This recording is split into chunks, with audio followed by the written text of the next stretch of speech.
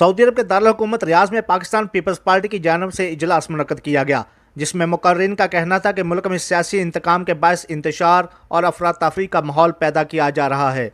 Pakistan peoples party middle east کے general secretary Muhammad Khalid Rana کا کہنا تھا کہ احتساب کے نام پر سیاسی انتقام لیا جا رہا ہے۔ آصف علی زرداری کو پہلے بھی پابند سلاسل کیا گیا، مگر آج تک کوئی کیس ثابت نہیں ہو سکا۔ احتساب حکومت کا اور سیاست کا حصہ ہے۔ ہم کوئی چیز بغیر احتساب کے چھوڑ نہیں سکتے۔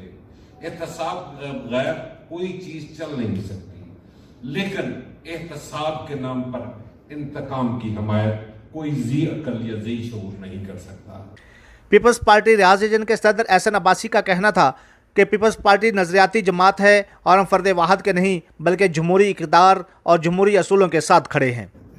پیپلز پارٹی کسی فرد کے پیچھے نہیں جاتی، پیپلز پارٹی نظریے کے پیچھے جاتی ہے۔ پیپلز پارٹی ان جمہوری اصولوں کی طرف جاتی ہے جو اس ملک کو آگے لے کے جا سکیں۔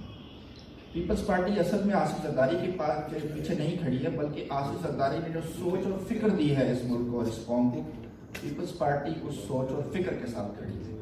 تقریب سے Pakistan peoples party business forum middle east کے جنرل سیکرٹری محمد اصغر قریشی، یونس ابو غالب، اعجاز رحیم، ریاض راٹھور اور دیگر نے بھی خطاب کیا، جبکہ آخر میں آصف علی زرداری سے اظہار یکجہتی کے لیے ان کی سالگرہ کا کیک بھی کاٹا گیا۔